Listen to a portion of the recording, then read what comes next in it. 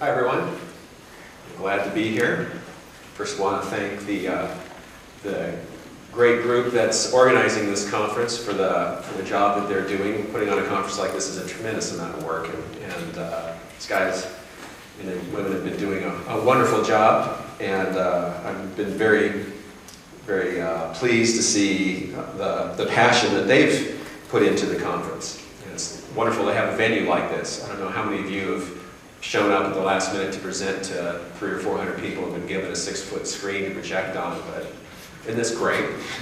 I would have backed off my font size by about 14 points if I had known this is where we were going to be. So it's absolutely great to be here.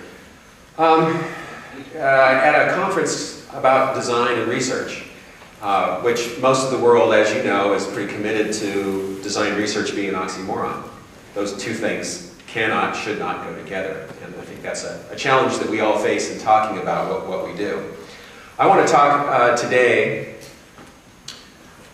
and get my clicker to work.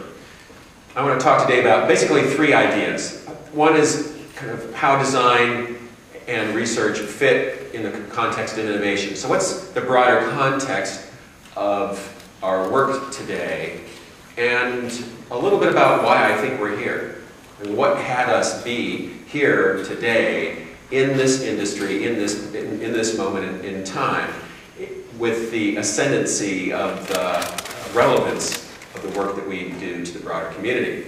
I want to talk a little bit about the shifts in design research practice at a very high level. I think others in the conference will get down to some great methodological either demonstrations or discussion on approaches. I just want to talk at a very high level of a shift that I think has been going on. And then, most importantly for me, I want to talk about meaning, and not just the meaning of what we do, but creating meaning for customers, consumers, and users as an approach and as a way of thinking about our mission in making user-centered design. Oh, isn't that great? Hang on a second.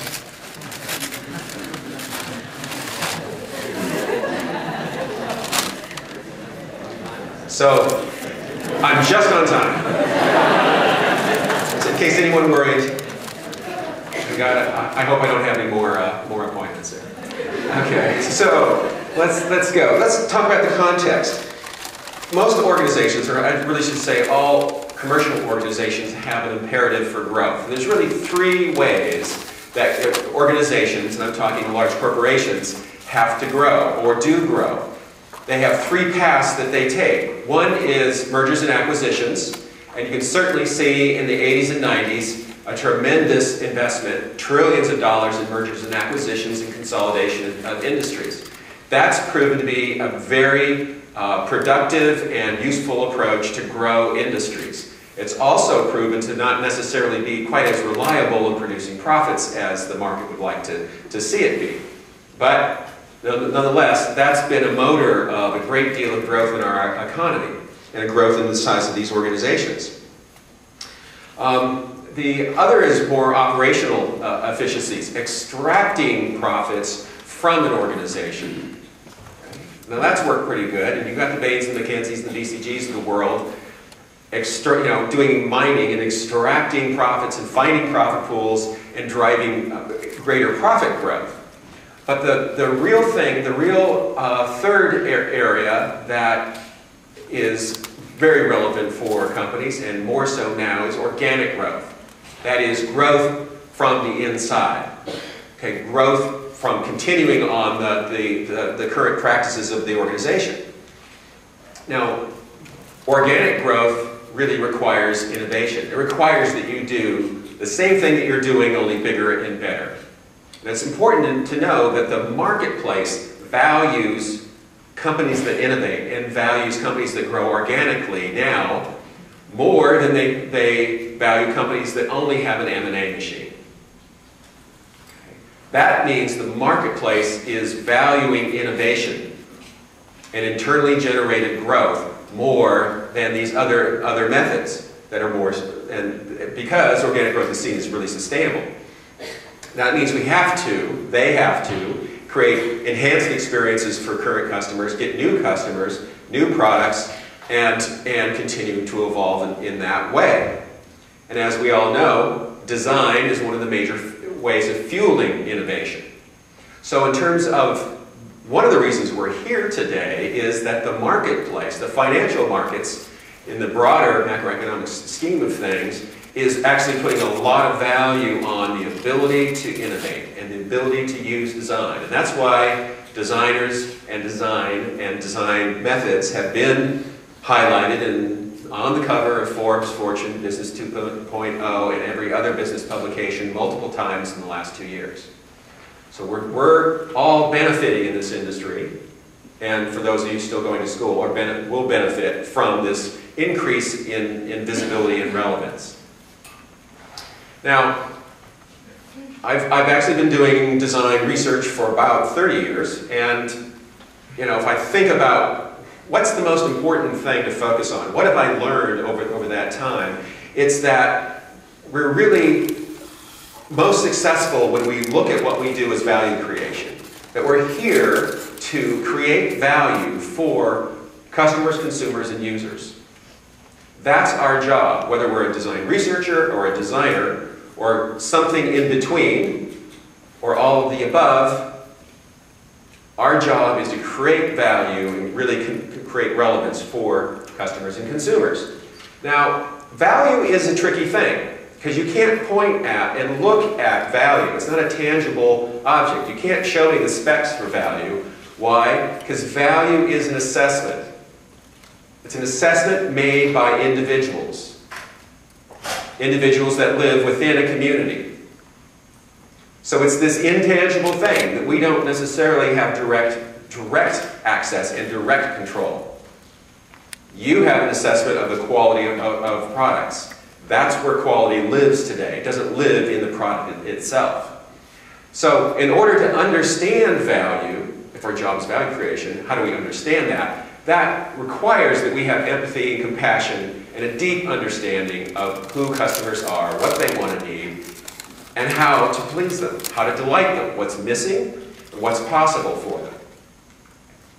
So design research, the practice that we're talking about in this conference, to me, is really about the skill of identifying and facilitating the development and delivery of value. I tell my clients, let's get rid of anything in your supply chain, anything in your processes, and anything in your product that doesn't add value to your customer or consumer. And let's focus on what we can put into it to be able to do that. That's a focus that, in my experience, has been the most effective about forwarding design and making it show up in the marketplace and be successful, or making it show up and be supported within the organizations that you need the support of to be able to implement. Now, whether we use very blunt and basic research tools to be able to develop that kind of compassion and empathy through a direct observation of behavior, or maybe an online quant study, or whether we really are going to the opposite end of the continuum and trying to tease out the real subtle nuances and complexity of culture, the context of culture, using cultural theory, anthropology to really be able to understand the broader relevance of a product through a variety of techniques, whether it's very, very basic or very, very complex and subtle. Design research has to accommodate all of those things. There are not right tools. Okay? There are just a series of very useful tools. It's more about having a big toolbox and knowing when to use the right tools for the right job, rather than being really stuck on being a great ethnographer, or really stuck on having wonderful observational research skills, or quant skills, or qual skills. It's really about long-term developing that mastery of that range.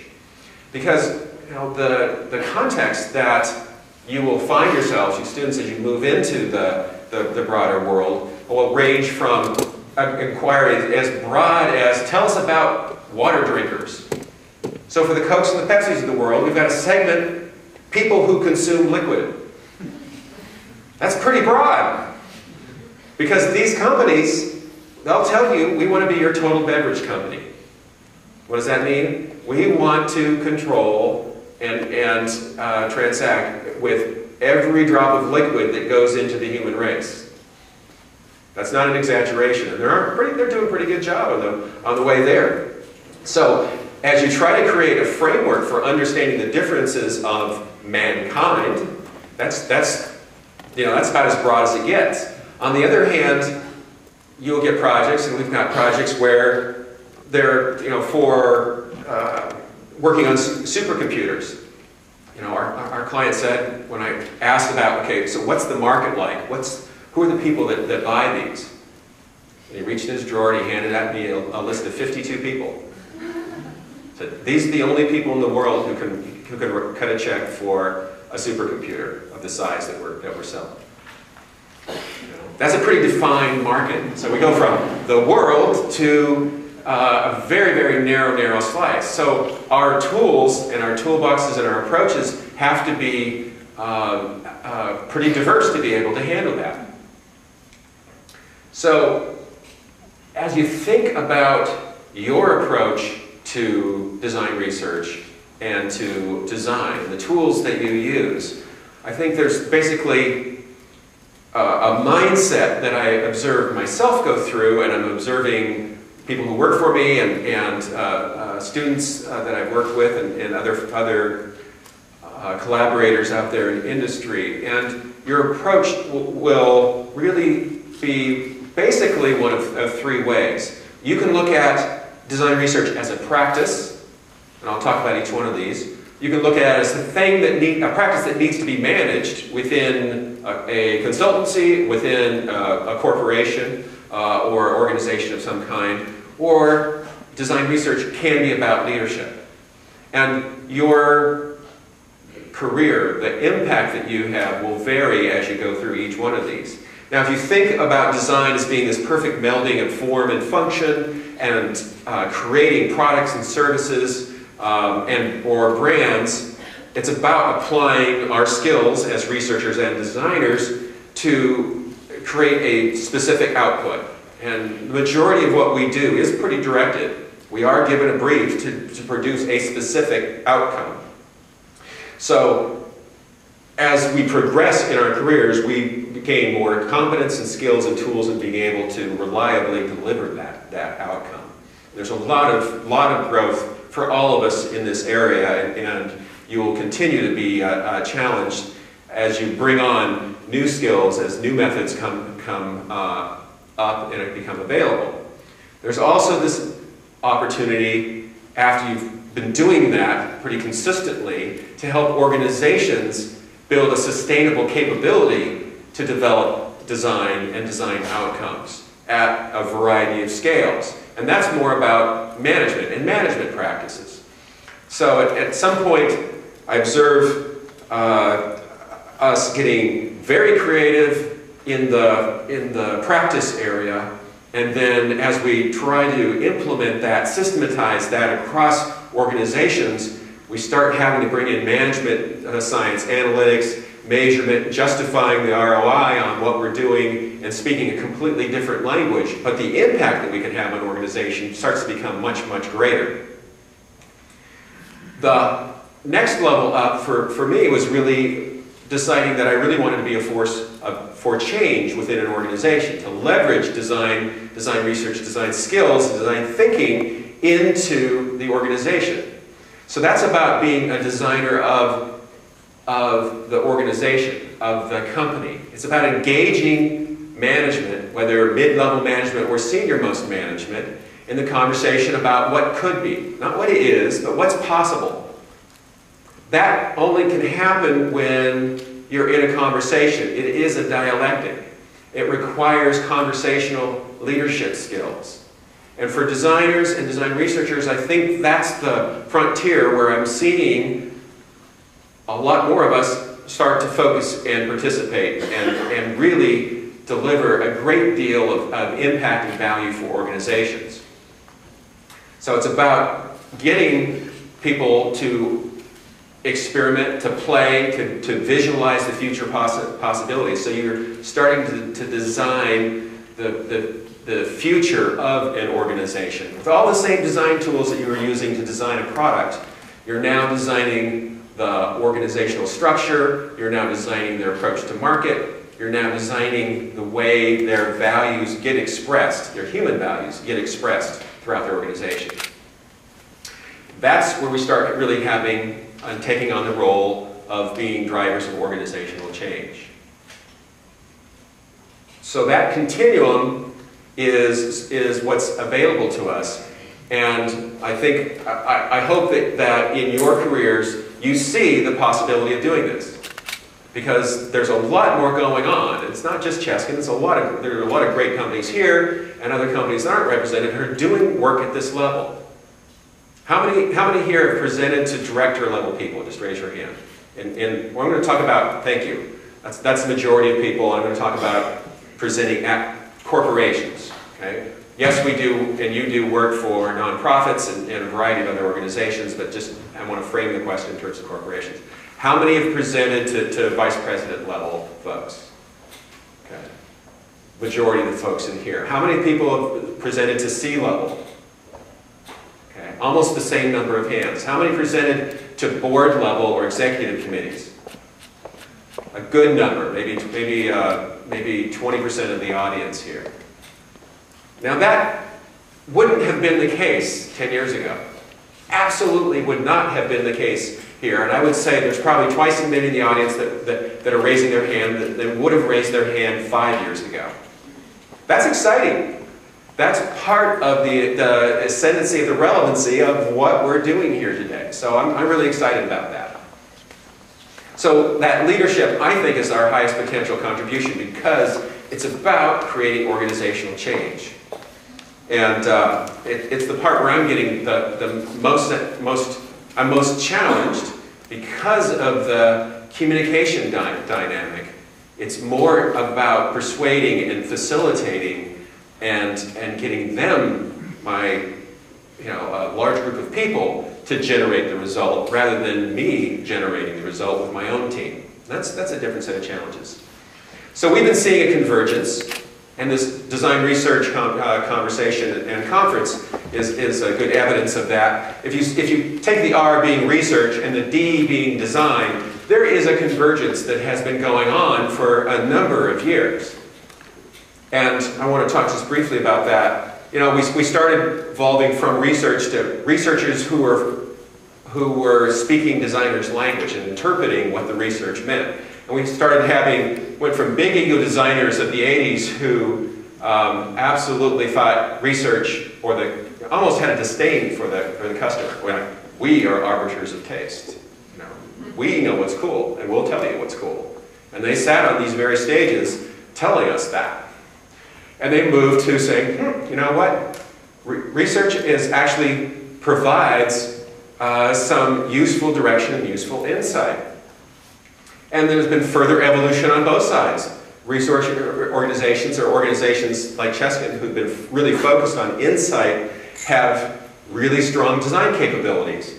And design companies that used to have no research capabilities, like Continuum, are doing great research. And we're seeing that convergence happening there. The ideal place is, I think, in the middle there. And I think we're all trying to figure out how to create a corporate culture or a company culture, a place where that can happen. And I know IIT is very much looking at trying to create leaders that can live in that and swim in that world. My assessment is nobody's doing a great job in that, really. We all can do it and create it from time to time. We can do great projects that do that, but to have an organization that really is that equal balance of insight and design is a challenge culturally to produce, though we're making progress as an industry. There's another vector I'm not showing up here, which is interesting, which is this a vector which would be more about business. It would be a capital B.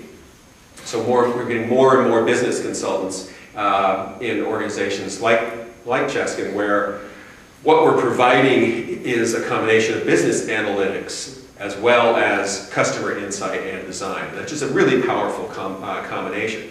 But again, it's a real challenge culturally to get everyone speaking the same language.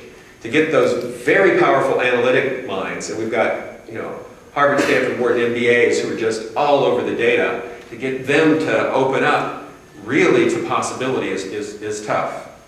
Anybody know who this is? So this is Louis Cheskin.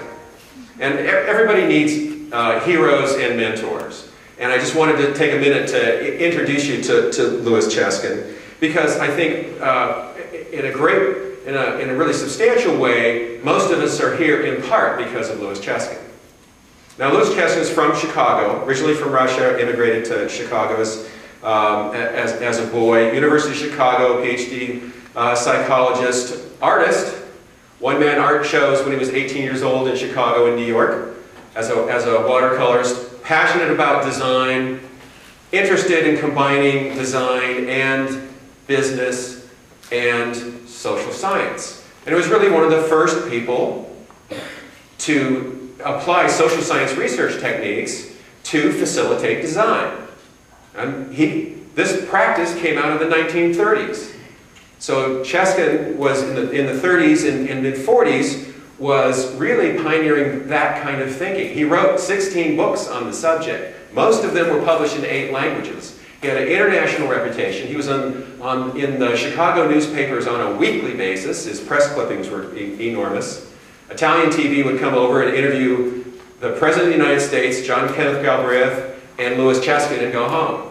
Okay, so he was a major influential person there. Original Tide packaging, original Crest packaging, original Dove. Most of the icons that we have grown up with and still have in our homes today were influenced and touched by Louis Cheskin. The original research around, he predicted the failure of the Edsel, if you want to go back to Ford history. Impressed the hell out of Henry Ford. They became friends. Helped develop and introduce and did design research on the Lincoln Continental, that introduction, which was their most successful new car introduction. Did work in research on the design research for the Mustang. Henry Ford would send him a Lincoln Continental with a bow on it every Christmas. Okay? This guy really had an impact in business. The Marlboro Man campaign and the Marlboro package, something that was directly influenced by Cheskin. I could go on and on. The point was, this was happening in the 1930s and the 1940s. He was writing articles in the Harvard Business Review, and he was making the case that social science research techniques had a place to drive design, and design had a place and should have a place at the table in business. That was revolutionary at its time. And Louis Cheskin, small man, stature about this tall, quite a character, big Russian accent. You know, he was a clothes horse. He loved Benjamin's, which is a men's store down the way, for years in town. First thing everyone in the company did when you joined Cheskin, you had to go down to Benjamin's and get suited, you know. And he would go and he would wear riding boots, riding breeches, you know, the puffy ones, you know, a purple shirt, a yellow tie, a vest, a tweed coat with the patches, a cape, and a fedora. I'm talking about like 1950, right? A cape and a fedora and a cane, and he would go into Procter & Gamble, land of blue suits and wingtips, and take his cane and bang it on the boardroom table and tell the CEO how to drive his design, based on consumer research. So so I think it's important to know that design research had its roots in this town. And for me, what was inspiring about him, one of the reasons he's a hero to me, is just he had the power of his convictions. He absolutely believed in what he understood customers and consumers wanted. And he was relentless about driving that home and advocating for the customer and consumer in a world where design was completely subjective. Where people like Procter & Gamble didn't have a design department, they had an art department. For many decades, they had an art department. Anybody remember that? Well, Louis Cheskin in his many books would write about the subjective decisions that the art department was making, and was silly enough to actually write about some of those bad decisions and name names and names people. So I actually had to wait for 25 years until the head of the art department actually died before we could get back into Procter & Gamble. I don't recommend writing about case studies where people fall on their face. Just a little hint there. So one of the things that we did was, in sitting back, we started to ask ourselves, now that we've interviewed literally millions of people around the planet or on the subject of design, not just what makes an experience, but what makes a great experience. Now we understand that our job is to create value. What creates the most value possible for customers and consumers? And we started to realize through reviewing our work that there were clearly levels of value that get created. At the base level, there's an economic value that we all experience. You're all having an economic experience related to this conference. You spent some money and effort to get here. So you might have an experience of whether you had a good deal on the product. It was a good value for the money. You can also have a functional experience, which is that the conference delivered useful information that forwarded your ability to understand what's going on or your career. You can have an emotional experience, which is, hey, you know, you can add fun, a visceral response that's emotional. And if you add all three of those, you get an order of magnitude increase in the value of that experience. You can add even more value by adding a identity or status experience, which is basically being able to tell and signal to our peers something about ourselves by that either purchase or experience. The highest level of value we can create is a meaningful experience. Now, a meaningful experience isn't just a significant one. It's one that reinforces the value of our lives. Literally, it's what makes life worth living. Now, as a goal for design, I think it's absolutely appropriate and useful to realize that there are such things as meaningful experiences, and that we can and should be driving our clients, our personal design efforts, to try to deliver that level of value. A meaningful experience reinforces our values as human beings. It touches us, it moves us, and it just isn't relevant. It's not just fun. It just doesn't show off our values to other people. It reinforces who we are as people. So those levels of value look something like this. An economic, value is absolutely a commodity, and if you can hit meaning, you really have something that's very, very powerful. So let me give you a specific example of that. Most people in the audience are probably familiar with Patagonia.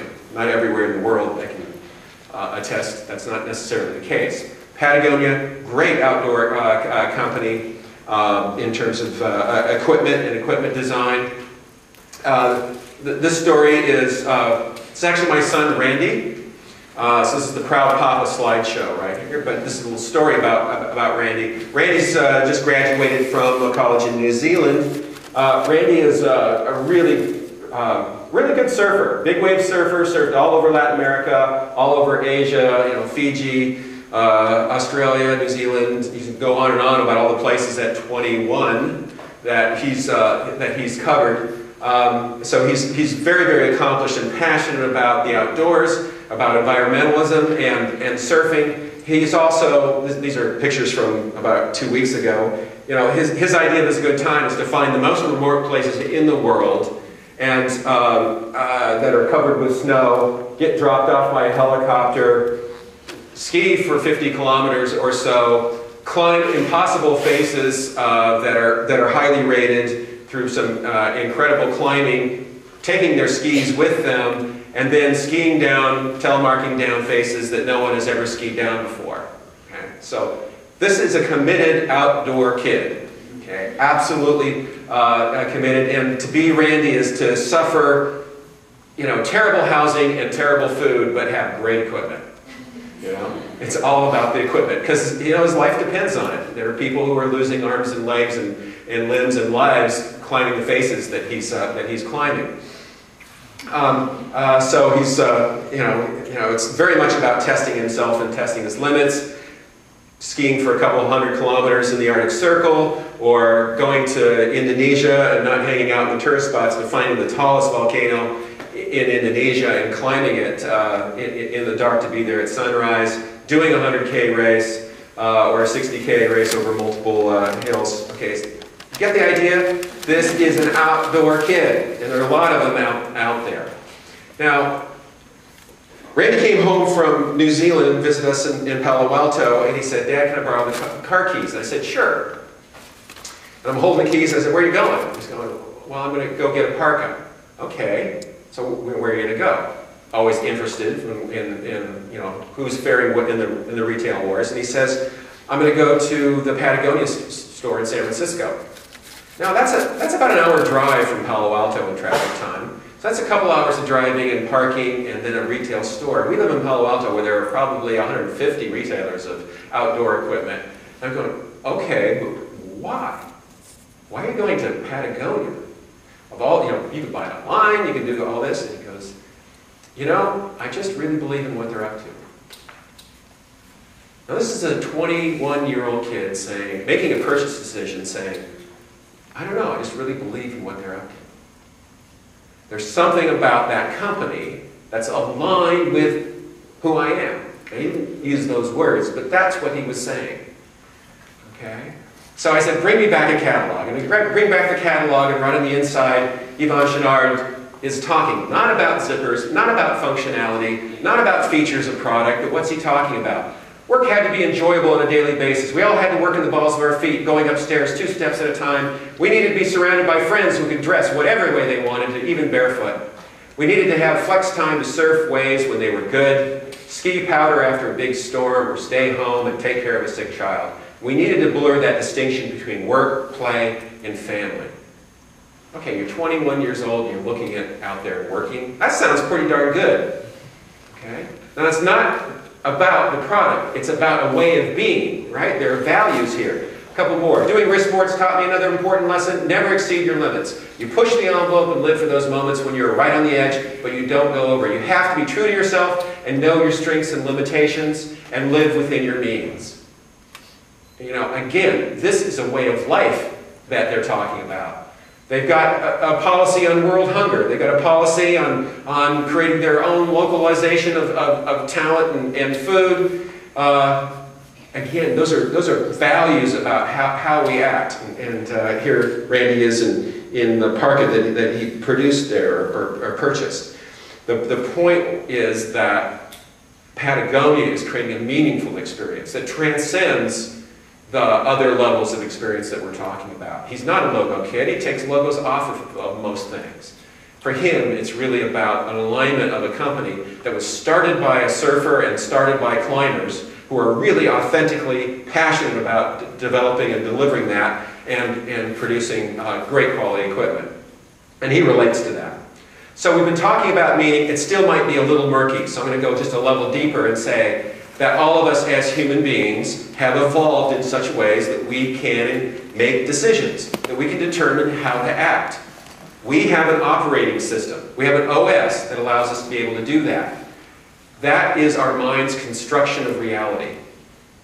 Okay? We all operate with this framework that we look at the world through. It's almost like we're looking through a lens that we have created that's structured to be able to make decisions about what's right and wrong. That framework tells us what to understand what's valuable for us, what we should lust after and love, what we should condone, what's worth living for, what's worth dying for. That's where meaning resides. Okay? So whether you're an anthropologist or whether you're a neurologist, two fields that are very deeply concerned about meaning, it's the sense that we make out of reality. If we can take our research tools in design research and start understanding the sense that people make out of reality, our ability to tease out the nuance of the cultural context of products and services become much greater. Our ability to create value that really moves and inspires people goes up dramatically when we know and we're having a conversation about being moved and being inspired rather than having elegant usability on a product and service, which of course we believe is important, but we're looking for what else we can add to that. So it's about the stories of people's lives that become important. I just told you a story about Randy's life. I think you can see the context of that particular brand to his experience. Now, we wrote about this in a book called Making Meaning. Nathan Shedroff and Steve Diller, my co-authors, really trying to look and add a great deal more depth on that definition of meaning, how one translates that into research methodologies, and how we take those research methodologies and organize a company around to produce meaning as organizations. I can't go into the details of it, but in this speech, but that's something I recommend to you. So if we look at the evolution of methods, you know, first we were about creating supply, then we were about really focusing on demand and satisfying demand, looking at behaviors, and eventually design research started not just to evaluate design, but actually help define what should be designed in terms of the right product. And we got into quant research. Cheskin was the first design research company. We did nothing but quantitative research for the first 35 years. Worked pretty darn good if your primary lens was evaluative and it was really about behaviors and attitudes. But as you start to get more into the emotions, we found we had to move into qualitative research. And as we get into values and meanings, that's where the relevancy of ethnographic research really comes in. And I don't mean basic observational research. I really mean ethnographic research with its full methodological considerations. So that's the drift of the evolution of methods that we're seeing. What's after that? That'll be interesting to talk about in the conference, and maybe others will want to tackle that subject. So to conclude, meaning is the framework that really matters most to customers and consumers. If we can give them meaning, if we can give them something that really touches their heart or reinforces their values as human beings, we're doing the right thing. We're really adding value out there in the world. We're not just creating another product. We don't need more stuff in the world. We've got plenty of stuff. We've got garage loads of stuff. Look at eBay, okay? Meaning helps deal with the complexity of the world and with the change in the world. Because you know the world is changing dramatically. And it transcends culture. It transcends ethnicity, geography, and time. So how do you do something like understand beauty, which we have to do? We're doing global studies on desire or public space or search. These very broad concepts where we have to understand the whole world. How do you do that? Well, meaning gives us a framework to be able to do that and do it in a way that deals with this rapid pace of explosive cultural change that's going around the world. So that's one of the ways that you can make sure you're not looking too narrowly. Because one of the things we're finding is that those things that are really meaningful in our culture are meaningful in the cultures of most of the developed world. We in the book talk about 15 meanings that really literally show up as valuable across cultures. So meaning can be the basis for real proprietary intellectual property for yourselves and for your clients and your companies. So as researchers, designers, inventors, marketers, key takeaway, what we do is serve human beings. That's why we're here. We're here to be of service. And to really be able to do that, we need to have empathy and compassion for who they are as people. And if we can not just look at their behaviors, not just look at their attitudes, but really understand their values and really what's below even their values, what's really meaningful, and we make sure we're driving product, service, and brand expressions toward that, we're having a better and greater impact on the world.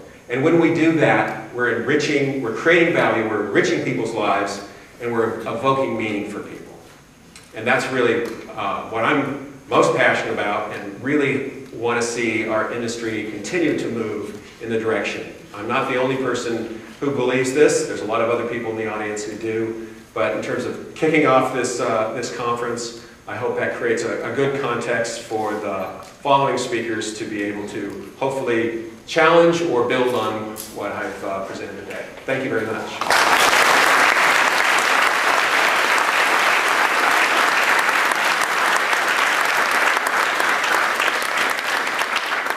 we want to take questions? We have time for questions? How much time do we have? 10 minutes? Great. Questions from the audience? Yes, sir. We have microphones, and when you hold the microphone, pretend that you're a Star Search contestant. Take that microphone and hold it up to your mouth rather than talking like this. That's what they're for. Okay, yes, sir. Darrel, thank you. Great presentation. I have a question on your example that you gave. Very interesting example. To me, to play devil's advocate, I'd say it had everything to do with marketing and messaging, and nothing to do with the design of product. So, for example, this company can create another catalog in a heartbeat, but it's much more difficult to find another unmet need and solve it. So, what are your thoughts on creating meaning through developing new products and not just messaging and marketing? Okay, so interesting question. I think what's interesting about Patagonia for me is the authenticity of the founders and what it's like to the people that they attract. They actually do have people who are really committed to the vision of the founders, and they really have an authentic culture. And they're very competent about expressing those values and that culture through their marketing and communication values, which people like Randy can see into. So what he's drawn to is the culture there. So they've created meaning by creating a powerful culture, an authentic culture. And I don't think that's superficial. I don't think that should be underestimated in terms of the value. And I certainly we could have shown other examples where it was really about creating an entirely new product, where we're generating and addressing new unmet needs, which is actually, in my experience, a pretty small percentage of what we do in innovation as an industry. If you look at where the dollars get spent in innovation and design, I'd say the vast majority, I'll take a swag, easily more than 90% get spent on incremental innovation or doing the next generation of an existing product or building on an existing business. Okay, that's the context of the majority of what we do. And we'd love to do a lot more really creative and genuine, transformative, disruptive innovation, coming up with brand new products that solve unmet needs in new ways. We don't get the opportunity, let's say we as the industry, don't get the opportunity enough to do that. We're getting more of those challenges as companies are finding that they really have to compete, and to balance and react to the world of change in competition, they need to be out ahead. And they're getting more aggressive, and they're starting to fund those kinds of issues. So there's a lot more opportunity there, and I think what I'm pointing to in this is that if we include in our objectives the range of the possibility of providing a meaningful experience and not just a functional experience, when we're doing that, then we have a greater opportunity to really knock it out of the park. So let's aim high. Let's try to inspire ourselves and our clients to go further than we might normally from an incremental approach. Okay. Thank you. Who else? There's one way back over there. Hi. Thanks very much. I found it really interesting when you said that meaning, you found it to transcend culture and ethnicity and geography and time. Yeah. I'm curious then if meaning is something that's sort of hardwired. Have we always found meaning in the same things since, the cavemen? Or is it something that's learned through, society or nurture, if you will? A really good question. Subject of long academic debate by people who have a lot more grounding in cultural history, anthropology, neurology, physiology, all the different people who've weighed in on that. And frankly, I don't know. I think it makes a whole lot of sense that there is a lot of that hardwired. The need for community. For example, well, there's probably a survival mechanism through evolution that rewarded people that found meaning in community over time. Oneness or a sense of of connectedness to the world. I'm not so sure where that one came from, but it sure shows up into the need for spirituality all around the globe. Those meanings get expressed differently in each culture, but we're seeing a pretty consistent presence of those, in again, the majority of the developed culture. I'm sure there's some culture in, Aboriginal culture in Papua New Guinea that might have a different set, but man, the world's getting awfully small. We do a lot of international research. We're doing a lot of work in emerging markets right now. It's a major competency of ours, and in doing that, we're doing multi-country studies. And I was just talking, IMing last night with a colleague who's in fourth-tier cities in rural China. I mean, we're getting out there on the path. We're looking at bottom of the pyramid cultures, and it's just amazing how similar the world is when you line up all the regions of the world. How similar, rural South America and rural Asia and rural Indonesia and rural, how it all is lining up. There are more similarities than differences in marketing, and that's my kind of subjective, personal reaction and surprise. When we started getting maybe 15 years ago, we started getting lots of big international global studies. I really thought, oh man, we're going to have to really segment this down, and it's going to be really, really complex. And what we're seeing is there is that ability to generalize across markets in ways that I hadn't ever believed possible. Who else? One right there.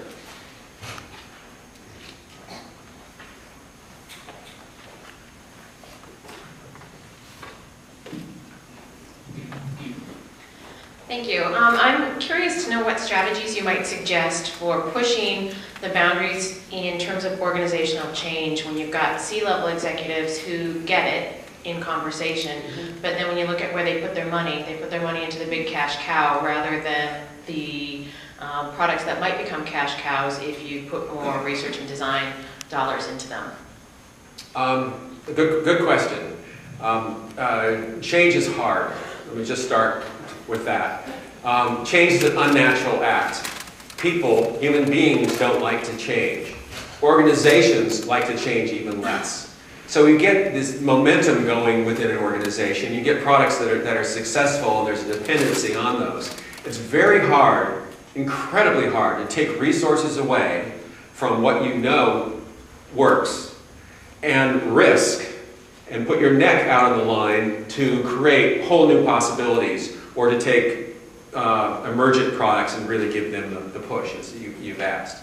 Now, what allows an organization to be able to do that? In my experience, it's not just the CEO. It's really creating an alignment, usually within the executive committee. Sometimes, depending on the organization, it's some other senior organization. Sometimes it's the board. We need to create alignment with them about what their innovation strategy is. Because if you've got 8 people on an executive committee, I can almost guarantee you have 8 different versions of what success looks like. While they're wanting to support innovation, they all believe that innovation should happen, almost none of them are willing to take money out of their budget to find somebody else to innovate. And those political and social dynamics are the fundamental reason why innovation mostly fails and is so hard. So creating alignment with the senior management team about what that outcome is that they're driving for with innovation, so that they can agree on what are the characteristics of an appropriate risk profile that they will support. If we can get that to happen, then everyone can say, yes, I understand what's at risk, what's possible, and why we're doing this, and why I need to sacrifice. If you don't have that, you just have the CEO saying, that's a really good idea, but maybe we'll get to it next year when our budget loosens up. And it'll never happen. And I've got 30 years of doing great innovation work. I mean, heart-throbbing, wonderful stuff that is transformational, that I've been hired to do, we've been hired to do, and bring to the client, absolutely addresses all the design brief, and we push that up to the executive committee, and they look at it and they choke. Okay? It's exactly what they asked for, but when they see it, they realize, well, we don't really know how to do that. Of course you don't know how to do it. Nobody knows how to do it. No one has ever done it before. That's why it's a disruptive, new, transformative product. Okay, but it's going to cost $50 million in capital expense.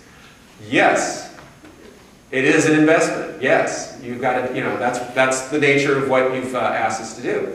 And then the next thing, well, I'm going to have to take $25 million out of George's budget. And if I do that, he's going to stab me in the back over there indirectly, and those are the dynamics that speak to why innovation doesn't happen. And it has very little to do with the quality of the design or the quality of the opportunity or all of the market research and data that supports it and documents it ad nauseum. It's really about creating alignment in the team. And that's when I talk about leadership being what we can offer and should be offering the organizations that we serve. It's developing our conversational skills to be able to lead that conversation. And I've been working real hard to try to be able to do that myself. It is a challenge. I feel like I'm just a beginner at that. I have some mentors that I think are better that I've been watching and learning from. And that's what I want to continue to do on my career path. Who else? Do we have time for one more? Last question? No, I think that was... That was the last question. Okay, thank you very much, people.